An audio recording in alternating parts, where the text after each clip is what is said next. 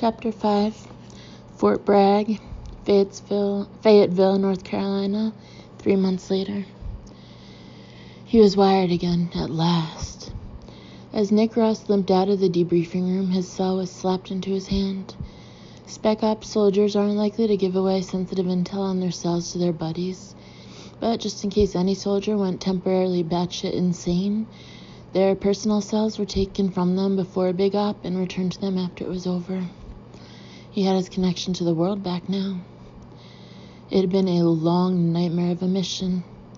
3 months in the jungle on an Indonesian island waiting for a specific tango to show up. The tango was delayed, so for 3 long, miserable months, he and his 3 teammates lived in trees and camouflage pup tents, eating cold MREs and taking dumps behind a huge tree root until the MREs got them too gummed up for any kind of bowel movement at all. They ate badly, slept badly, and lived like wretches, completely cut off from the rest of the world, except for the daily encrypted bursts that always bore the same message: nothing. Until 3 days ago, when the Indonesian sky practically lit up with the gotcha sign as Abu al-Wahishi promoting his candidacy to replace Osama bin Laden as king of the shitheads, continued his worldwide recruiting tour. They'd missed him in Yemen, and they'd missed him by an hour in Somalia, but they didn't miss him on Bandar Island. His features were burned into every single team member's brain cells, right down to the inch-long scar down his right cheek, courtesy of a bomb that went off too soon and barely scratched him, and the slightly crooked nose. Nick had been at the end of his 8-hour stint up a mangrove tree when a ZIL truck drove up, and there he was, Mr. Bad Guy himself. Nick had the immense pleasure of watching al-Wahishi through his crosshairs as he got out of the passenger side of the ZIL, stretched, and then dropped like a sack of meat where he stood, courtesy of a 7.62 millimeter cartridge forged in the good old US of A. One of the reasons they'd been so uncomfortable was that they never made camp. They were prepared at all times to exfiltrate on a second's notice, and after Nick shot the fuckhead right through the bridge of his nose, his pus-filled brain exiting rapidly from the back of his head, they broke camp immediately and made their way to the coast 2 clicks away. But not before the guards surrounding al-Wahishi got off several bursts from their AK-47s. Nick's shot had been silenced, so the guards weren't firing at any target they could see. They just fired at random, and damned if one bullet didn't tear a chunk of Nick's right thigh away, missing the bone and missing the femoral artery, but hurting like hell all the way to the coast and nearly causing him to pass out from the pain in the Zodiac racing over choppy seas to where a helo waited in international waters to pick them up. Luckily, he was injected with enough morphine on the helo to make the pain go away and make him a very happy man until he woke up 17 hours later in the hospital. He woke up with a heavy bandage around his thigh and in great pain again, but he was told he wasn't going to get any more painkillers until he was debriefed. Well, now they'd been debriefed and he had been offered pain relief, but he had other things to do. Something he'd been wanting to do for 3 months, 2 days, and 17 hours. Call Ellen.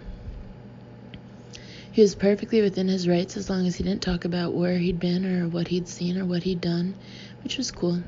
You don't want to tell a woman you care about that, "Oh, I haven't called, but I've been living in a tree waiting to shoot a man's brains out."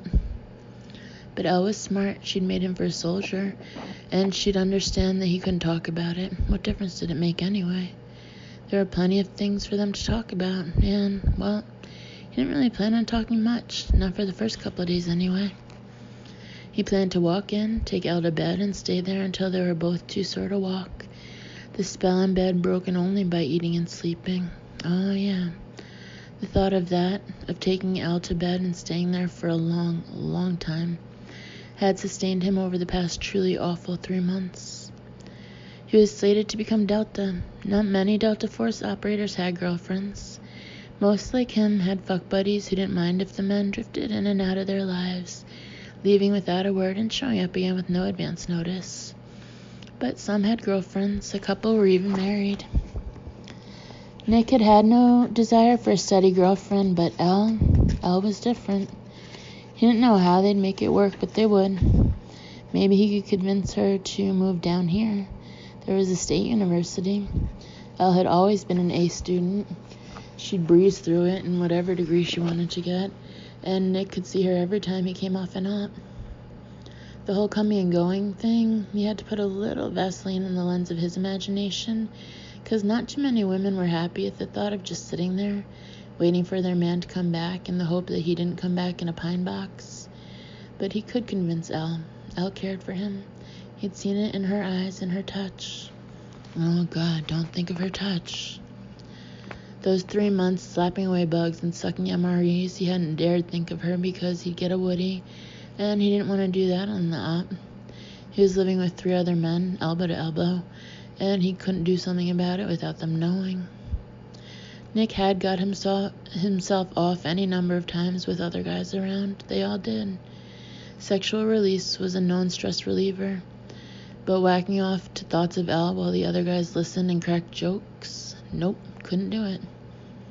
But now he wasn't on an op, and he was going to see Elle real soon. With any luck, he could coax her down here, because the idea of driving the 14 hours to Lawrence made his leg hurt just thinking of it. But he'd do it if he had to.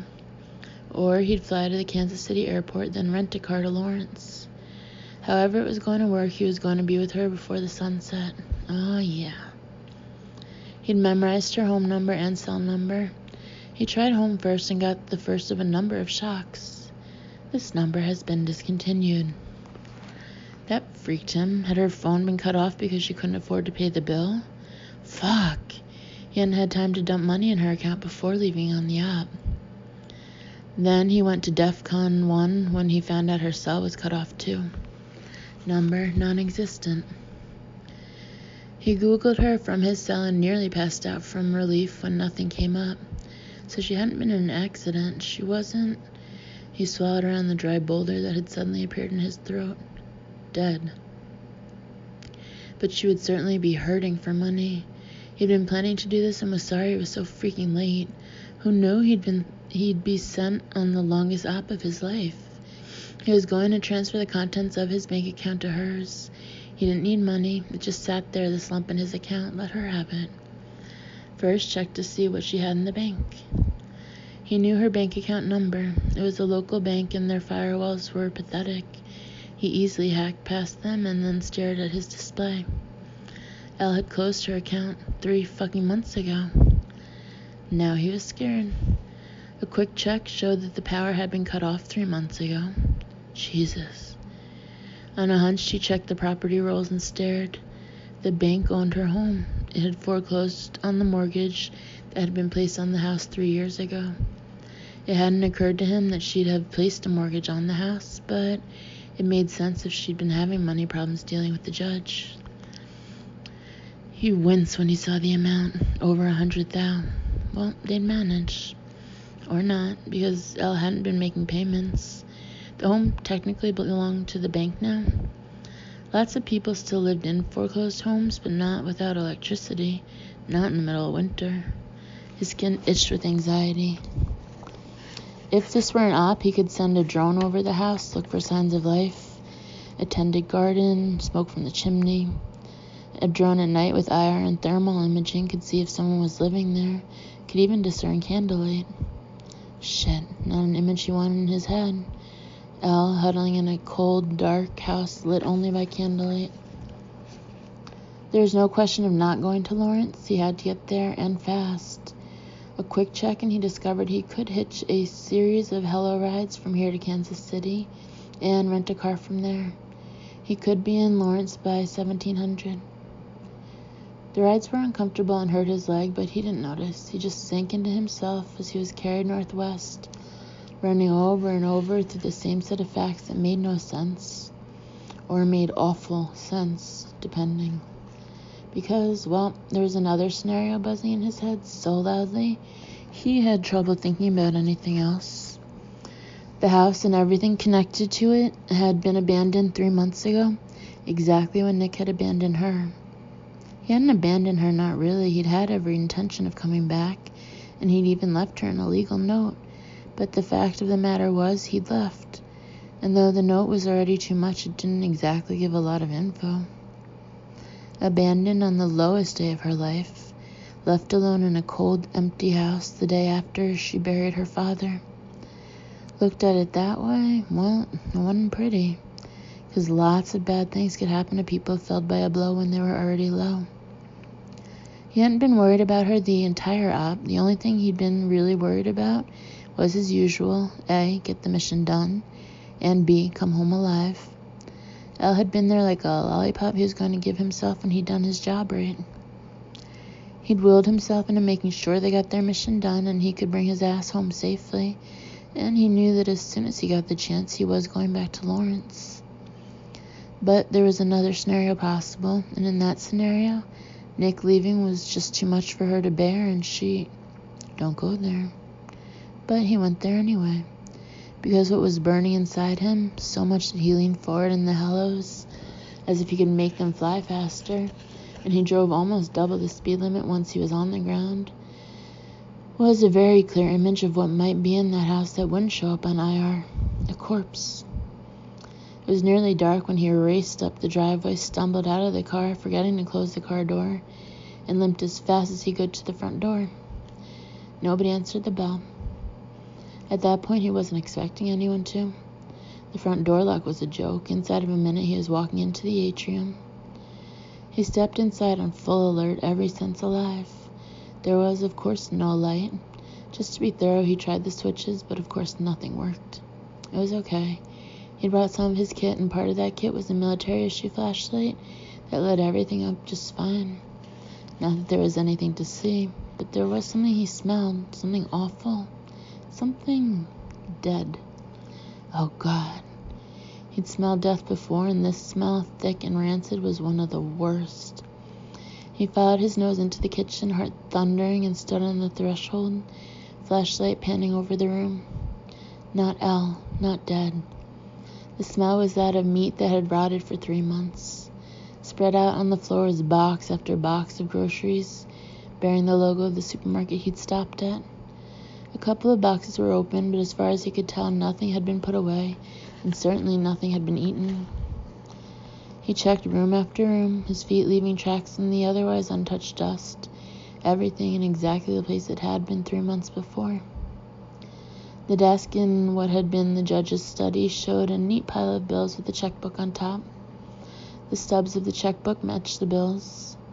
The huge standalone safe's door was open. Inside, it was completely empty. The judge used to keep significant amounts of cash there. He remembered the time the safe had been emptied because the judge had given him everything in it.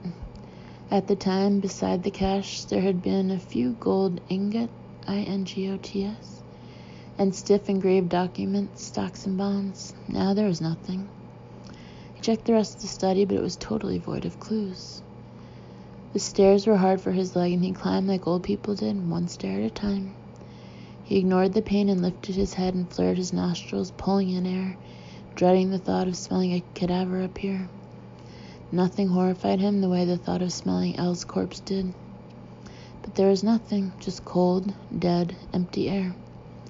He checked every room, leaving Elle's room for last.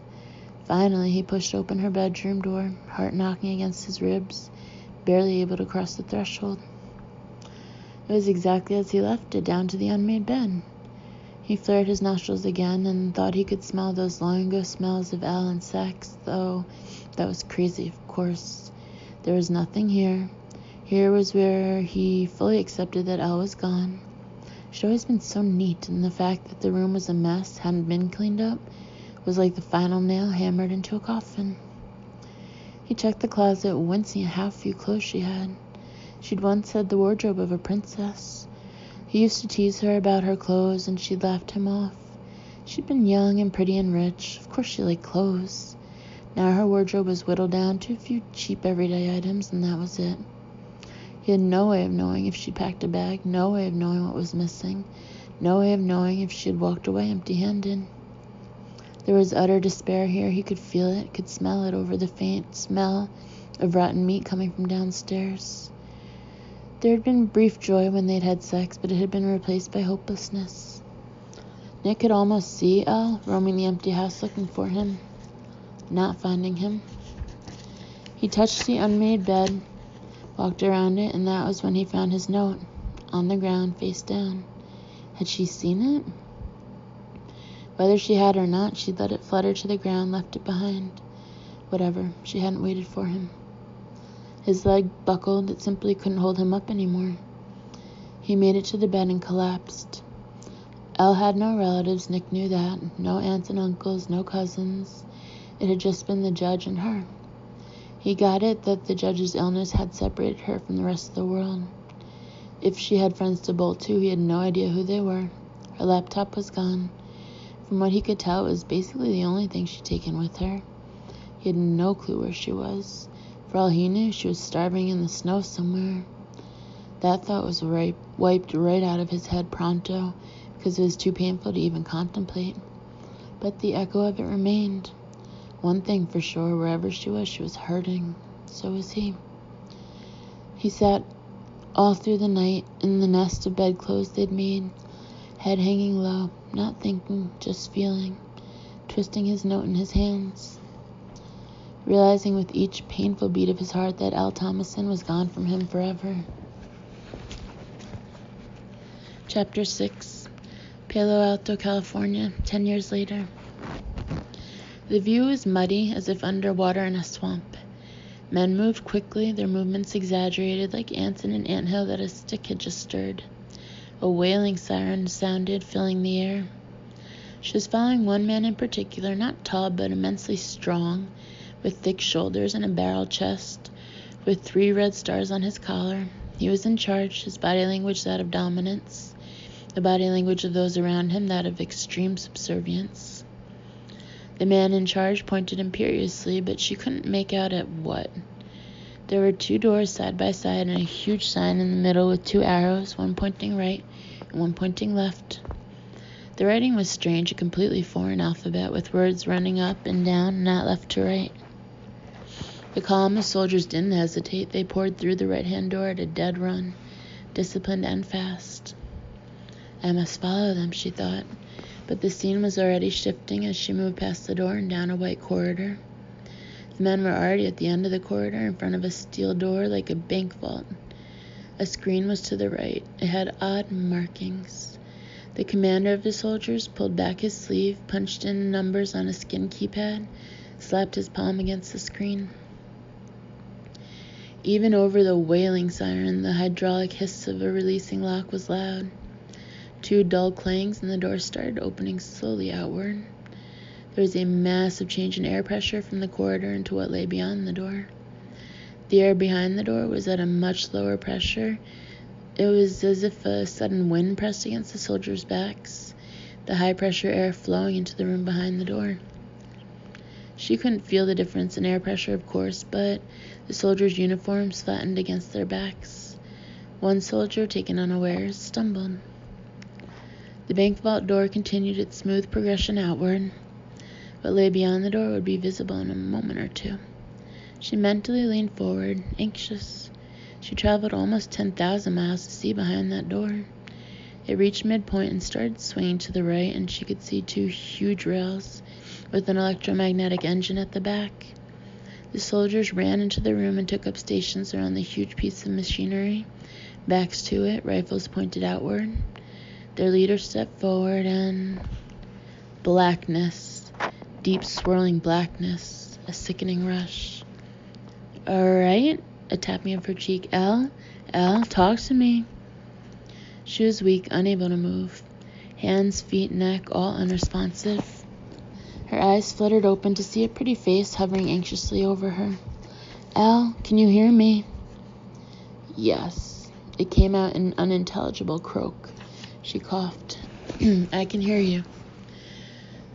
The features of the anxious face were familiar. They worked together. Her best friend, Sophie.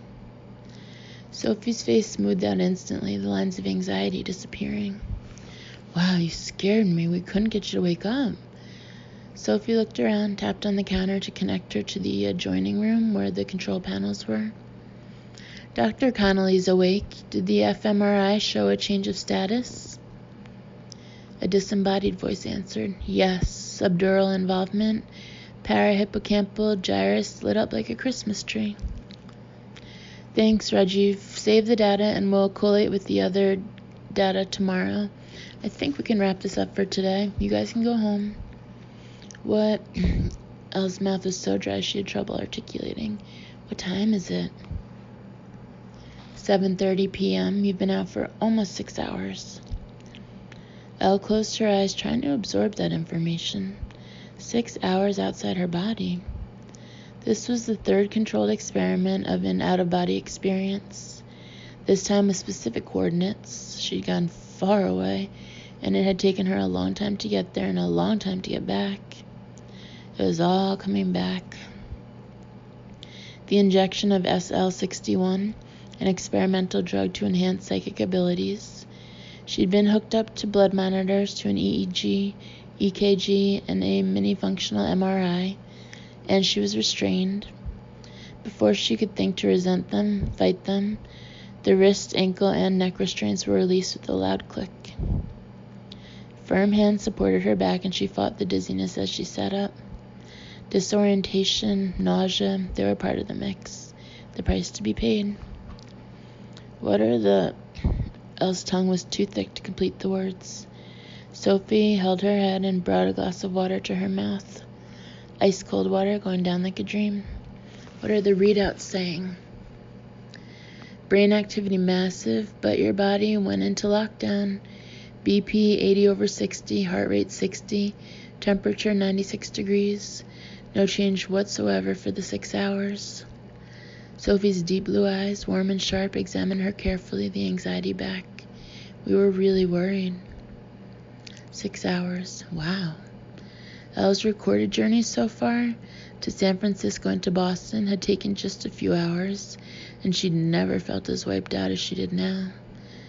That new iteration of SL is powerful. Sophie blew out her breath. We need to tweak it.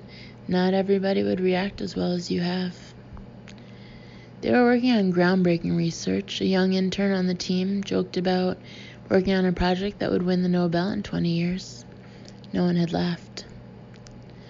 Elle and Sophie had both earned their PhDs from Stanford, Elle in neurobiology and Sophie in virology, with dissertations that formed the backbone of the Delphi project.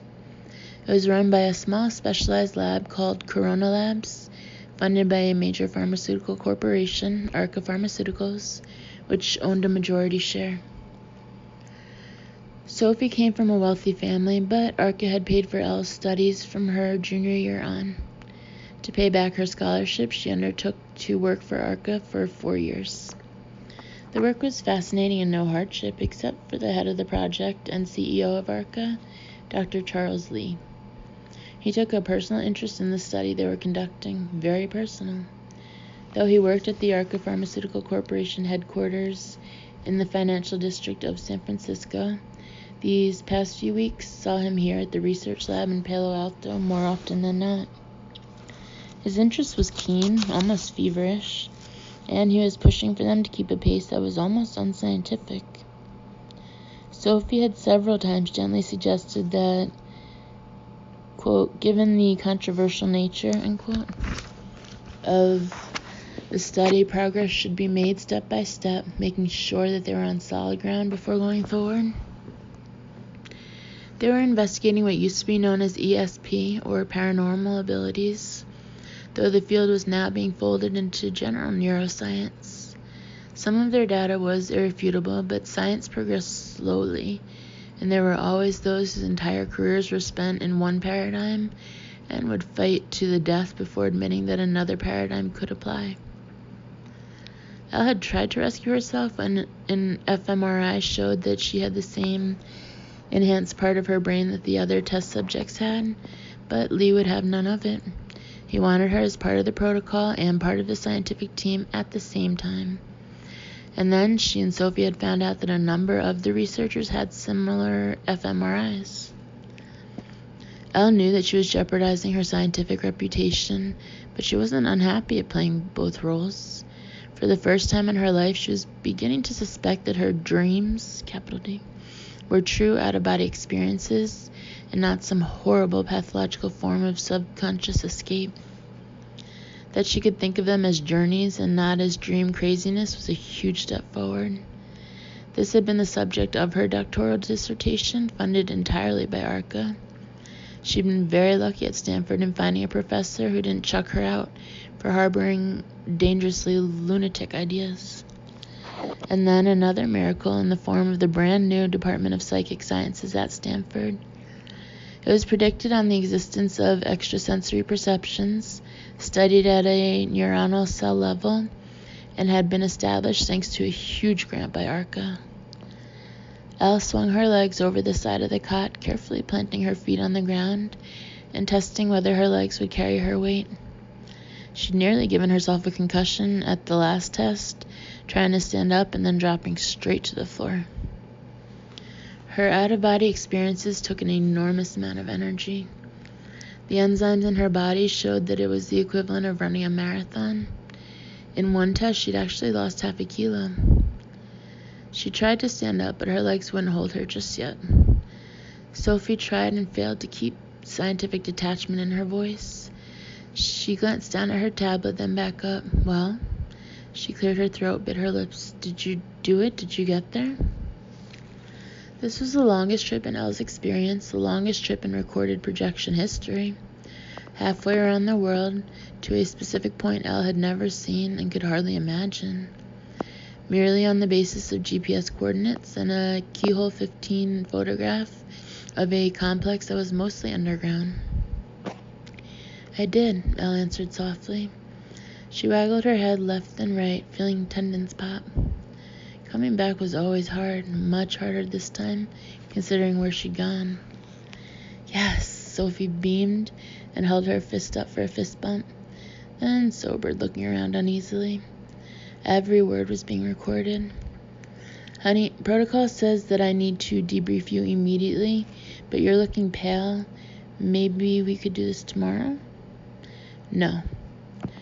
As long as she was sitting, Elle could do this. She wanted to stick to the protocol as much as possible. Besides, she needed to get something out. Sophie would understand. Elle closed her eyes, thought back. Unlike dreams, lowercase d, her dreams, capital D, didn't recede quickly into forgetfulness. Mostly they were images and they lingered. Dark, she said softly, so it must have been night. Everything was strange and different, the shapes of things, the alphabet. The one you studied?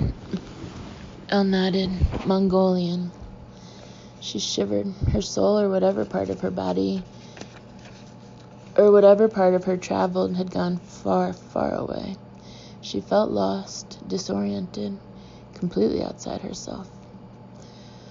The weakness in her legs was bad enough, but there was also a hollowness inside her chest, as if her internal organs had disappeared. The disorientation was complete. It hurt to move, but still she lifted her head, trying to focus on her surroundings. As she looked around, everything seemed new. A lab she'd worked in every single day for the past year looked odd, foreign, different, and slightly unreal. Elle closed her eyes as the room started to revolve, opening them when she heard Sophie's voice. The protocol called for at least 2 researchers to be present during debriefing, but they were short-handed because 3 researchers hadn't shown up. And you were in a facility, a military facility. It looked like a research station. In reporting, she started to come back into herself, the world filling out, becoming a little more real.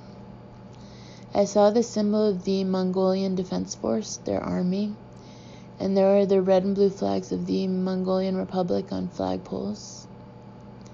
Sophie was tapping on her tablet. Okay, were you following a particular person? Yes, a very broad-shouldered man of medium height, in a gray and green military uniform. He had 3 stars on his collar. We'll look that up, Sophie murmured. Well, he was obviously a commanding officer. He led his men to an attack on the facility. They came in through a river or a deep sewer. I couldn't tell. When the alarm sounded, they ran through a lab, but they didn't stay in the lab. They ran out a door on the other side, then made straight for an armored door. They must have been testing hazardous material behind the door because the lab had negative pressure. The soldiers' uniforms flattened against their backs as air rushed in. The man had the code. When it opened, he waited while his men rushed in. There must have been 20 soldiers with him. When everyone was in, he closed the door. "Did you see what was behind the door?" Sophie asked. "Oh, yes." Elle's voice was soft.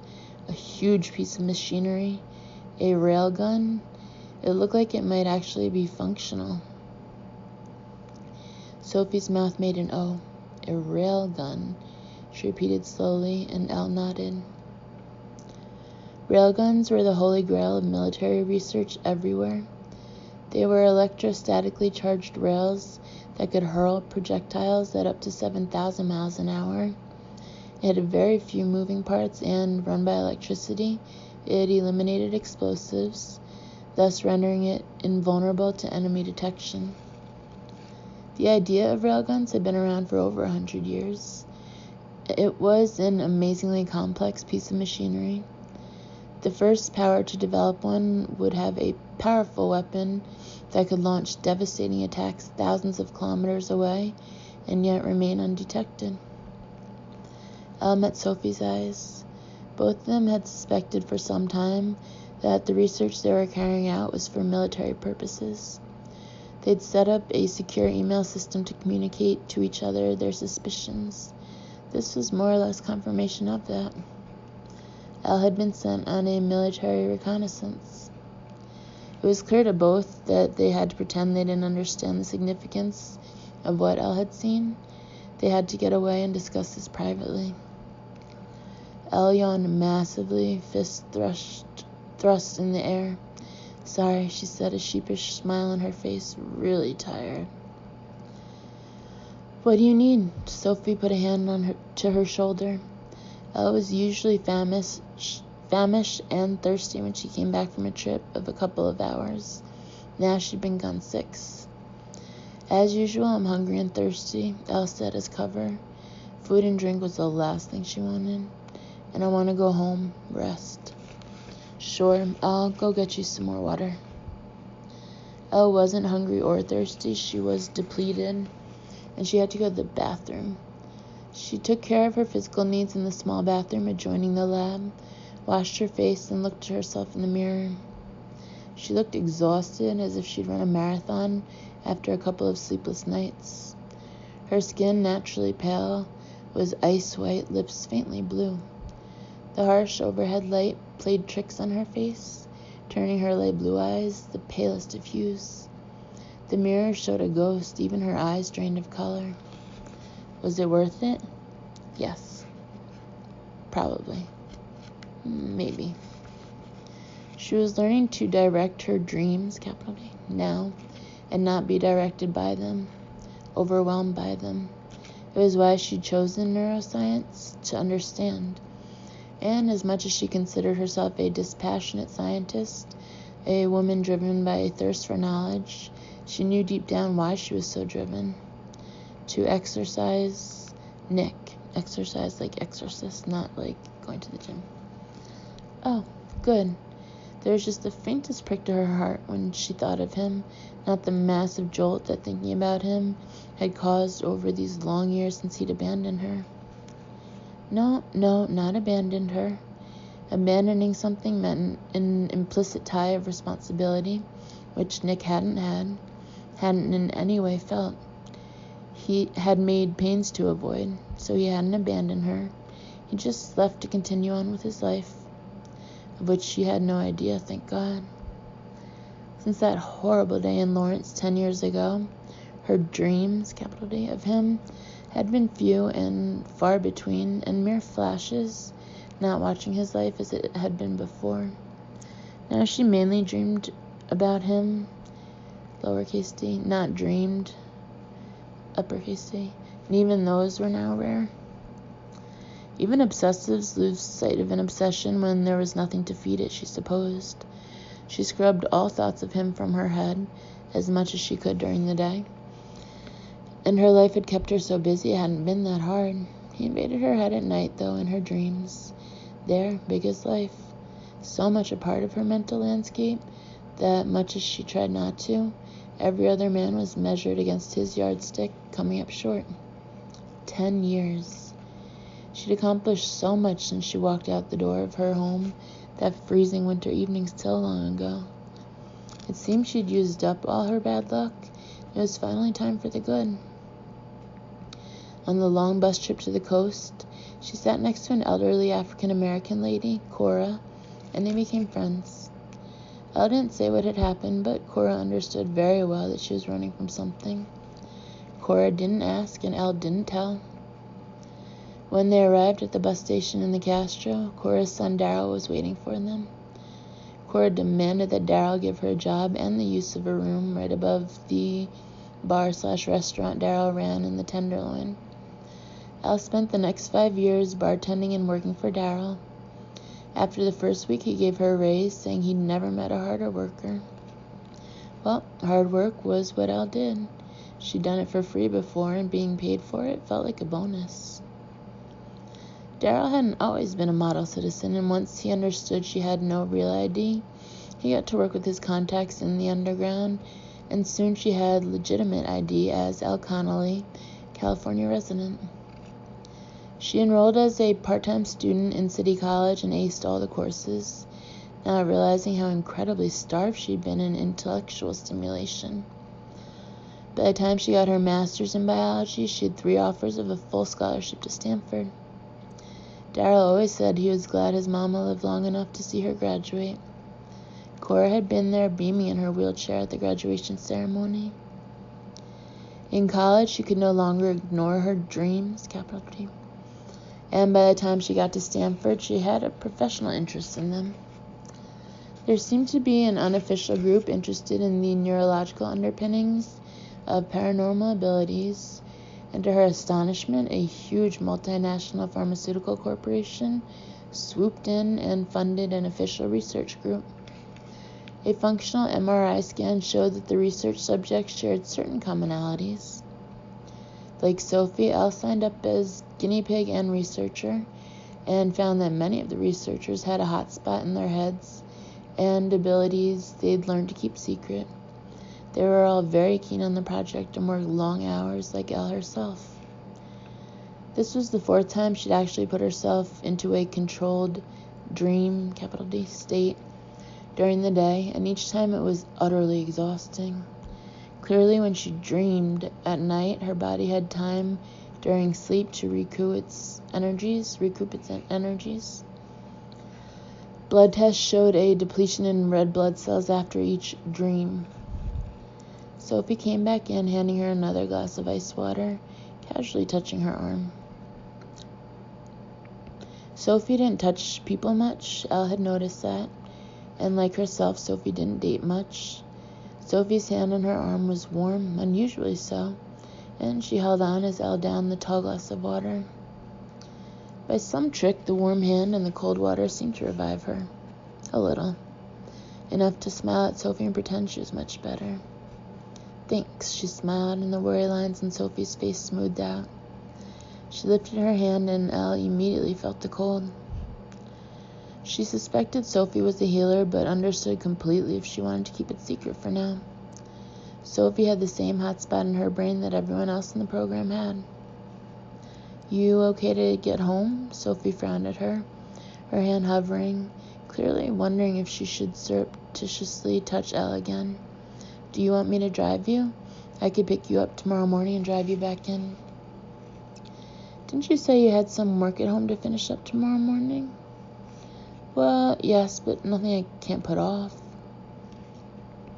Elle stacked her spine. She felt weak and groggy, but she was not going to make Sophie drive in tomorrow morning just for her. No, I'm fine. See you tomorrow afternoon in the lab, okay? Another searching gaze, and Sophie relaxed. Okay, see you tomorrow. After she left, Elle sat for another 10 minutes, then realized she had to get herself home now or sleep over in the lab. It wouldn't be the first time, but right now she fiercely wanted her little apartment, its familiarity, and its comforts. Elle made it home before collapsing. Just. She walked straight through the door, made a beeline for the couch, dropped purse and briefcase on the floor, and fell onto it rather than sitting down. She tilted her head back, trying to let the past 24 hours wash over her. She had to take a shower and she had to eat, but right now she was too exhausted to do anything but sit there, staring at the ceiling. It reminded her of her first year in San Francisco, waitressing by day, attending night courses. She'd been younger, though, and stronger, and excited at the thought of getting her degree. Back in San Francisco, she'd been fueled by the energy of exploring the world after so many years in a state of stasis, looking after her father. She'd imagined she would finally start life. Study, find a job she loved and a man she could love, start a family, just like everyone else. The study and the job had worked out, the family not so much. Actually, she hadn't had much of a love life. To be brutally honest, she hadn't had any kind of love life. When she looked in the mirror, she saw an attractive woman. Judging by the way men reacted to her, she knew she was attractive to men. In the beginning, she went on tons of dates with every guy who asked her out. She was anxious to start dating because what Nick had shown her was so enticing, she knew she wanted more of it. Except it seemed that the sex she'd had with Nick was exclusive to him. To her horror, nobody even came close to making her feel the way he did. Elle had actually felt repulsion with a lot of guys, not even wanting to be touched. She wasn't gay, so that was out. She was a heterosexual lock, and the one key that opened her was gone forever. So she came home every night to her pretty tiny apartment and tried not to wish that she were not so relentlessly alone. She was so tired she fell asleep right as she was on the couch with her coat on and dreamed. It was that day again. She'd relived it endlessly over the past 10 years. After months of gray weather, it was finally sunny again. The sun shone off the snow and lit her bedroom with a brilliant light that glowed even behind closed lids. She smiled, yawned, stretched dramatically through the covers back, smiled some more. Her body felt sore, used, great. Warm from Nick's touch still, warm. She was warm to her bones, warm and light. A great heavy burden had been lifted and she could move with ease. She opened her eyes and looked at the rumpled bed, the folds of the sheets and covers making dramatic lights and shadows in the brilliant morning light.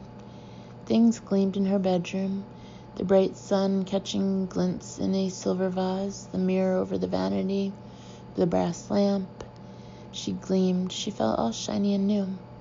And she had a shiny and new love, Nick, who wasn't in the bedroom or the ensuite bathroom or downstairs. Her heart was beating fast now, the beat of imminent danger, the beat of dread. She looked and looked, the drumming of her heart covering the icy silence of the house. Her cheeks were wet as she called Nick's name. She swiped at her cheeks impatiently, the beating of her heart so loud her ears rang. Elle started awake, gasping loudly in the silence of the night. Ashamed that once more she'd woken up with tears in her eyes. She could keep the tears away easily during the day. She'd rather submit to torture than cry. But at night in her sleep, she was caught with her defenses down and she hated it. The ringing didn't stop. It always took a minute or two to come back into herself, whether she lost herself in a dream or a dream. She fumbled for her purse, hands awkward and clumsy, another residue of the dream state. She checked the display and saw the photo of Sophie's smiling face, hand holding a glass of champagne high, a picture Elle had taken at the reception thrown by Arca for the kickoff to the program. Elle coughed to loosen her throat so it wouldn't sound froggy, and thumbed the off-image button so Sophie wouldn't see her face with its tear tracks. She'd say she'd just put on a mask. "Hey, Soph," she said casually, "what's..." "Elle, listen to me because I don't have much time. Put me on vid." Elle clicked and Sophie's drawn face came on, bobbing up and down as she moved around her bedroom. She was pale, sweating, eyes huge and haunted. Her voice was a low whisper tone, rough with anxiety. She glanced quickly over her shoulder, then back into the display. Les and Roger aren't playing hooky, and Moira has disappeared too. They've been captured and taken somewhere. I don't know where, but it's not good, Elle. It's like we're being rounded up.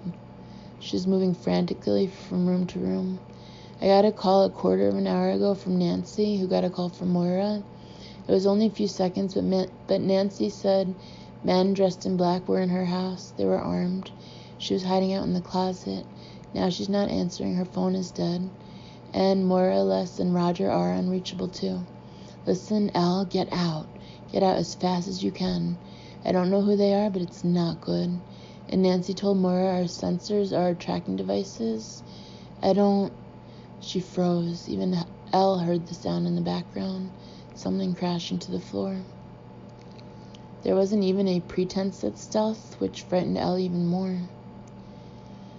The image on her phone blurred, shadowy figures appearing suddenly. Dig the sensor out, dump your phone, and get out, Sophie screamed, and her phone went dead.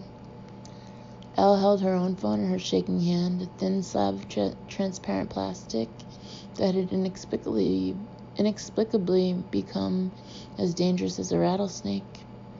She opened her hand and dropped it to the floor. It didn't break, of course. It was the latest generation, and there were videos all over the net of it working after having been shot with a bullet. It was made of the same polymer as the blast-proof vests worn by bomb squads. It gleamed there on the floor. She could be tracked through it. Get out. Good thinking. Get out. Escape. But not if she had something inside her that could let them track her. No turning the lights on, but it wasn't necessary. She knew every inch of her home. She rushed to the kitchen, pulled out a small knife she kept razor sharp, and ran to her ensuite bathroom. It didn't have an outside window, so once she pulled the door shut, no light would betray her if someone was watching outside. Hurry, hurry, hurry, she chanted to herself as she doused her left bicep with disinfectant. She pressed her finger on the almost invisible dent in her skin and felt it. A tiny chip Corona had said was a biosensor. The biosensors were to be surgically removed after a year, and the recordings placed on a graph. It was randomized. Half the staff of volunteers had taken SL-61, the experimental drug, and half placebos. Elle had no idea which camp she was in, but it made no difference if the sensor was also a tracking chip. It had to come out now. There was nothing to dull the pain. She had only a rudimentary first aid kit in the bathroom. Above all, she had no time. Gritting her teeth, she slid the knife into her skin and stopped, brow beaded with sweat, trying to get used to the pain, red hot, almost electric. There was no getting used to it. There was only getting through it as quickly as possible. She turned the tip of the knife and cut at a right angle, then stopped, head bowed over the sink. The pain was so sharp it was nauseating. She waited for the nausea to pass, lifted the flap of flesh she'd cut out, reached into the bloody meat of her bicep with thumb and index finger. It was deeper than she thought, and she had to actually dig to find it. Twice she had to stop because she was about to pass out. Finally, her index fingernail touched the edge of the sensor. She was in almost halfway up to the first knuckle. She looked up. The mirror showed her bloodless face, white lips, face drawn in pain. Taking a deep breath, she curled her fingernail under the edge of the chip and pulled. She screamed, knees buckling. Only her left arm, hooked over the bowl, stopped her from falling to the floor. That hurt. Magnitudes more than cutting into herself. It felt like electrical wires transmitting pain down to her bone. God, Sophie said to hurry. She couldn't go anywhere as long as she had this thing inside her. There was a keening sound inside the bathroom, and it took her a full minute to realize it was her own voice, panting and sobbing with pain. She couldn't pull her finger from her flesh because she'd never have the nerve to dig it back in. With her right hand, she pulled harder and harder, feeling the resistance of the chip, almost as if it were alive. This wasn't working. Was it deeper than she thought? But no, she could feel it. It should have come out by now. With her left hand, she pulled a clean washcloth from the counter, stuffed it into her mouth, and before she could rethink it, braced her feet and pulled as hard as she could. The washcloth muffled her screams as she bent her head back, incapable of breathing from the pain. Her head spun, black spots danced before her eyes. She was a whisper from passing out when the chip moved under her finger. She pulled harder, the pain so sharp it almost felt like a living thing, then staggered back when she finally pulled the chip out. Elle spat out the washcloth, head hanging over the wash basin, her panting loud in the room, trying hard not to throw up. Finally, the room stopped swimming. The tears of pain dripped into the sink. Her arm throbbed. Everything disappeared though, when she brought the chip up for inspection. It had the Corona logo of 3 tiny crowns in one corner. It was a standard chip except for one thing. There were tendrils growing out of it, twisting and curling. Alive. Holding the chip close to her eyes, she touched the tendrils with a set of tweezers and watched, horrified and fascinated, as they retracted as a sea anemone's tendrils would. The tendrils had grown out of the chip. Whatever was in that chip, it was semi-alive. No, scratch that, alive. There was no time to explore the chip, though. She left it on the edge of the sink, then set about repairing herself. She applied gel from her dermaglue tube that would hold the skin together better than stitches, then stuck on an antibiotic bandage with a painkiller gel. There, the best she could do. The pain had powered down to a dull throbbing that hurt like hell but didn't impede her movements. She moved fast now, in the dark, choosing cold weather sports clothes from her closet. There might be the faintest of chances that Arca had seeded its employees' clothes with trackers, so she chose clothes she'd never worn to work. Warm cashmere sweater, wool pants, thermal socks, boots, long down coat. In the living room, her fingers ran across one of the shelves until she reached a familiar book by feel. She couldn't read the title, but she knew what it was. A thick tome on advanced biochemistry, guaranteed to spark not an atom of interest in anyone. Inside, she carved out a hole in the pages large enough to hold cash. She pulled out the entire stash, $2,000. She knew only too well what it meant to be on the road without cash. She bolted for the window. Sophie's voice had been raw with fear. Sophie was so steady and stable. Hearing that note of panic in her voice had galvanized Elle. There was no background light to betray her as she peered out the edge of her front window. In the back of her mind, she knew what she wanted to see, and she saw it. The small, empty garden of the front of her building and the empty street beyond it. It was a dead-end street, and she knew every car on it and knew every person who lived there. Nothing. Dark and silent and safe. Was she overreacting? Had Sophie been somehow having a psychotic episode? And yet, that chip with the terrifying tendrils. Maybe it would be best to disappear for a few days. She started to turn away, then stopped as something dark glided into view. A car she'd never seen before, black and unfashionably huge, slid to a stop and 4 men exited. The interior lights didn't come on as they slipped out of the car like shadows. Dressed in black, they seemed to meld into the night, but not so much that Elle couldn't see where they were headed, straight to her building. The car rolled forward, made a U-turn on the empty street, and stopped right in front of her building's driveway. Her 4-story apartment building was built slightly back from the road, with a small garden in front. The garden was protected by a chest-high wrought iron fence with a 6-foot gate in the middle. The 4 men had black, full-face helmets with the dull black lenses of night vision. 2 of the men moved like shadows to the corners of the fence and crouched. The other 2 disappeared. Elle had no doubt where they had gone, to the back of the building via the alleyway. As she watched, the 2 men out front tapped their ear and stood. It didn't take much to guess what they'd heard. The other 2 were stationed in the back, and they could make their move. In a synchronized flow that could have won medals at the Olympics, the 2 black-clad men smoothly cleared the fence in a lithe leap and moved slowly, deliberately forward toward the door, and eventually to her apartment on the 2nd floor. Oh my God, Sophie was right.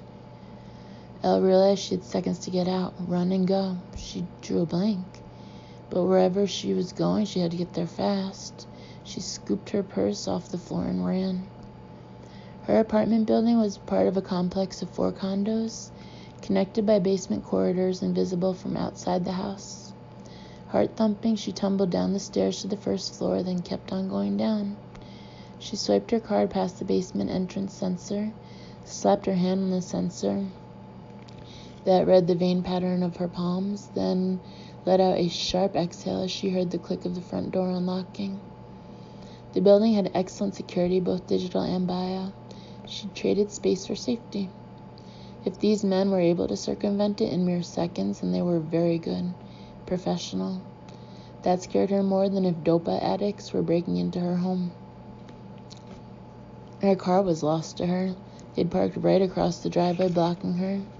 She had to get as far away as she could on foot, when she could hardly stand. There was no noise from the building. If they were breaking into her apartment, they were doing it silently. Well, her security was a step down from the building security that they'd laughed at when they broke in. The basement corridor was long and almost completely dark, the only light coming from dim chemical bulbs every 10 feet. It felt like the corridor stretched forever. She leaned against the wall, legs weak, arm throbbing. It had to be done. The wall at the end of the long corridor looked at least a mile away, receding constantly like some movie effect. Cold sweat covered her face and chest. She swayed and would have fallen if she hadn't slapped a hand against the wall. For just a moment, she was tempted to simply slide down that wall and wait for whoever was there to make it down to the basement. If they were thorough, they'd check the building plans on record. The underground connecting corridor was a feature of the building. If she didn't move, they'd come for her and find her. 3 people were missing from the program, 4 now with Sophie, and it was very likely they'd been abducted by whoever had sent the men who were right here at this very moment going through her house. Whatever they wanted, it wasn't good. Sophie had risked precious minutes warning her, had maybe compromised her escape to warn her. Go, Elle told herself, and a couple of seconds later her feet obeyed. She was gasping with fatigue when she reached the end. She stopped, leaned against the wall, catching her breath. It was so awful, the drumbeat of imminent danger sounding in her head, but her body unable to obey. Stress and danger hummed in her, but she could barely stay upright. Every minute spent here increased the chances of her being found. If the men in black came down to this basement corridor, she'd be the easiest prey on Earth. She'd read somewhere that the latest generation of stunners could kill or maim at 500 feet. She straightened away from the wall and turned, her feet moving in a maddeningly slow shuffle. There were 2 exits, one up the building stairs that led to the front door, and one that led out the side of the building. Instinct had her taking the side exit. She opened the door cautiously and peeped out. There was absolutely no one in sight. How much time did she have? Even if they circumvented her personal security system as easily as they did the building one, surely it would take some time to establish that she wasn't home. A few minutes at least. It would have to be enough. She knew her neighborhood well enough to make it through backyards, going as fast as she could, until she finally came out onto another section of town. On foot, it took about 10 minutes. By car, it would take longer, even if they knew where she was. As it was, when they discovered she wasn't home, they'd probably cover her neighborhood in a grid search, which would take time. Elle exited the warren of backyards and service alleys into an entirely new neighborhood. Not a savory one either. Great, because maybe they wouldn't look for her here. Elle stopped, leaning against a broken street lamp, catching her breath. She needed a plan that covered more than the next 5 minutes, but it was eluding her. Pain and adrenaline and exhaustion were blocking her thought processes. She needed a safe place, but where? An expensive hotel was out, so were the 3 or 4 hotels that the company habitually used for visiting professors, because the men after her would have that list, and of course they'd know if she used her credit card. Think, Al. She clung to the lamppost, head down, trying to reason her way through this. She was so very tired. The test session had drained almost every ounce of energy out of her. Then the shock of the phone call, the pain of digging around in her own arm, of pulling that chip out, the terror at seeing those men in black after her. This is what Jane Macy must have felt like after her breakdown. She'd had a psychotic episode after a test and had disappeared. The company had cited privacy issues when Elle asked about her. Why was she thinking of Jane? Oh, the memory popped into her head, clear and complete, and she pushed off from the lamppost with a surge of energy she knew was the last of her reserves. Jane had had an affair with a married guy, a lawyer working for one of the many venture capital firms in the area. His wife was really powerful and could do some serious damage to him if she found out. The one thing everyone knew about the wife was that she really liked being rich, disliked even seeing poor people. She wouldn't travel through the poorer sections of the city she visited on business trips, and had her drivers make great circuitous loops to avoid even the sight of the poor. So Jane had found a tiny motel in the poorer part of town that didn't ask questions, didn't take down ID, and took cash. I remembered the name of the motel and knew where it was. It was walkable, just if her strength held out, and she'd have to walk through more backyards and back roads, because she had to assume there would be cars on the streets looking for her, and cameras they could hack. The one thing that had been clear when ARCA started up the research project was that ARCA was awash in money. It had money to burn, and if it sent out its full security force, she was in real trouble. She couldn't think beyond finding a place to rest, so she pushed off and began the long trudge to the motel that asked no questions. ARCA Pharmaceuticals headquarters, Financial District, San Francisco. Dr. Charles Lee watched the video of the debriefing of Dr. Al Connolly for the 5th time. Dr. Daniels hadn't been at all thorough and would be reprimanded, but what shone through was that Connolly had penetrated the secret lab at Bayan Kongor, apparently during a training session. There were 20 3-star generals in Mongolia, and Lee would show Connolly photographs, but he was almost certain that the 3-star general she'd seen was General Yisu, the head of Mongolian Special Forces. And the secret camp whose coordinates he'd given to Connolly was working on a railgun. Surely that would buy him some time with the Chinese Ministry of Science and Technology. Resentment swelled in his chest at the thought. Though he'd emigrated with his family to America at the age of 7, his heart had remained back in the homeland. He'd raced through school and university, and had risen quickly up through the ranks of ARCA with one thought, and one thought only: coming back to Beijing a conqueror, bearing the key to make China the uncontested sole superpower in the world, and taking his rightful place at the top of the government hierarchy. He'd started by working with General Clancy Flynn, using black funds from the U.S. military, then funneling the results to Beijing. The response had been immensely gratifying. A byproduct of one of the research projects was a cancer vaccine. He'd sent in a Black Ops team run by Flynn called Ghost Ops, men whose pasts had been erased, men who no longer officially existed, to destroy the lab where the vaccine had been developed, then sent the vaccine to Beijing. The top tiers of the Chinese government were all now vaccinated, and a mass vaccination of the 40 million strong armed forces was underway. The Ghost Ops team had been accused of domestic terrorism, forever more criminals in the eyes of the U.S. government. Flynn had been only too willing to sacrifice his Black Ops team. Lee understood that Flynn resented the Ghost Ops leader, Captain Lucius Ward. Lee didn't care either way. It seemed to him the squabbling of children. What he had got out of the operation was for elite warriors to experiment on, because his ultimate goal was the creation of a super soldier, tougher, faster, smarter. with better eyesight, better hearing, greater healing abilities, faster synapses. Captain Ward and the 3 Ghost Ops soldiers that had been caught, another 3 had escaped and were still at large. Proved recalcitrant in the extreme, however.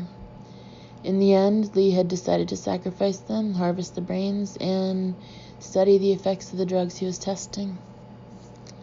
The captain and the other 3 soldiers had been rescued before they could be sacrificed, and Lee had lost a great deal of research that had been in their bodies and would have been evident in their harvested brains.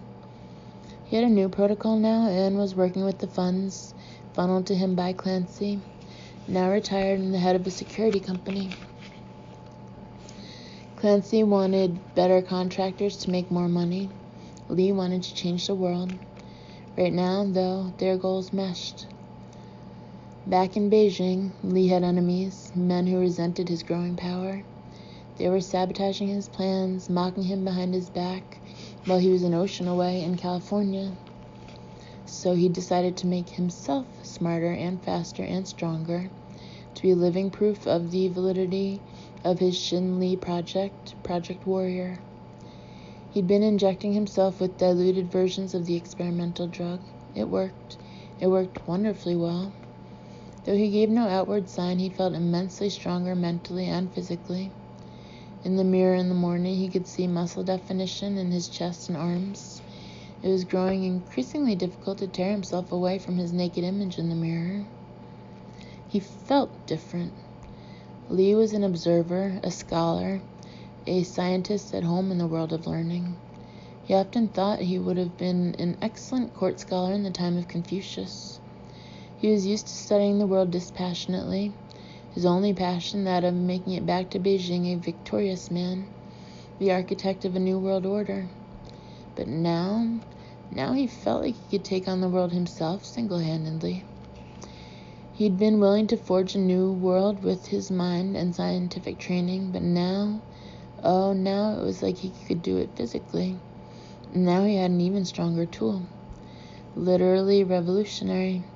His special Delphi project, named after the oracle in ancient Greece.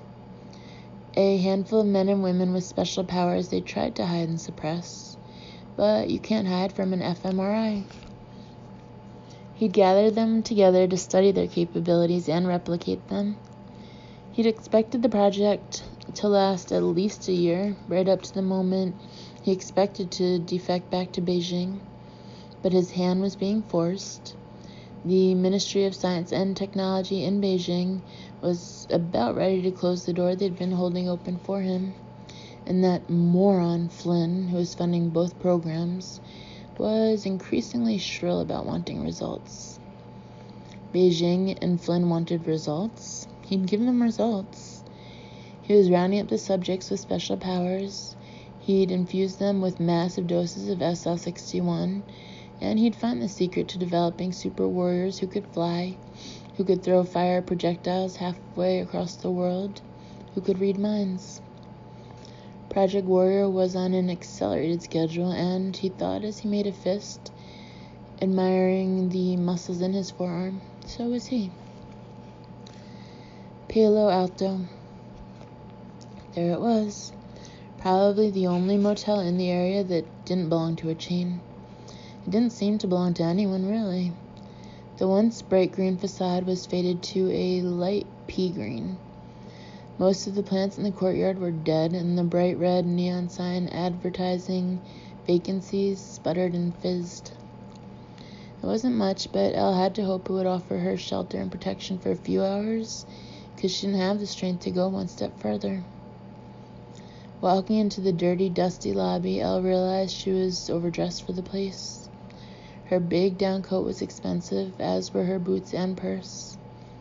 Luckily, the young guy behind the counter looked either half asleep or like he'd just taken 2 tabs of Feel Good.